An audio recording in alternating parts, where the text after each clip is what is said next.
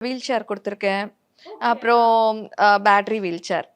ஒரு பெர்சனுக்கு ஒரு அது கேகே நகர் ஹாஸ்பிட்டல் இஎஸ்ஐல வந்து அட்மிட் ஆயிருந்தாங்க அந்த பையன்.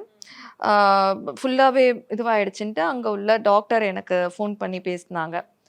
ஸோ நான் ஒரு ஆப்ரேஷனுக்கு நான் வந்து அங்க அட்மிட் ஆயிருந்தேன்.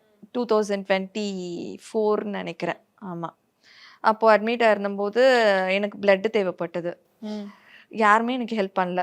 அப்புறம் நான் ஒரு ட்ரஸ்ட்டு க இது எனக்கு ஹெல்ப் பண்ணாங்க. ட்ரஸ்ட் மூலியமா ஒரு ஜமாத் அங்க சொல்லி, அவங்க கிட்டக்க நான் பிளட்டு எனக்கும் அரேஞ்ச் பண்ணிட்டு, என் பக்கத்துல இருந்த அந்த வார்ட்ல இருந்த எல்லா பெட்ல உள்ளவங்களுக்கும் பிளட் அரேஞ்ச் பண்ணி குடுத்தேன்.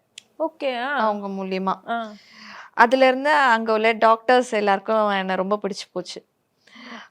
ஸோ அதுக்கப்புறம் வந்து அங்கருந்து வந்து 2 மாசம் கழிச்சும் ஆ என் கூட கான்டாக்ட்ல டாக்டர்ஸ்லாம் இருந்தாங்க. கேப் புக் பண்ணீங்கன்னா இனி அத ரெட் டாக்ஸில புக் பண்ணுங்க.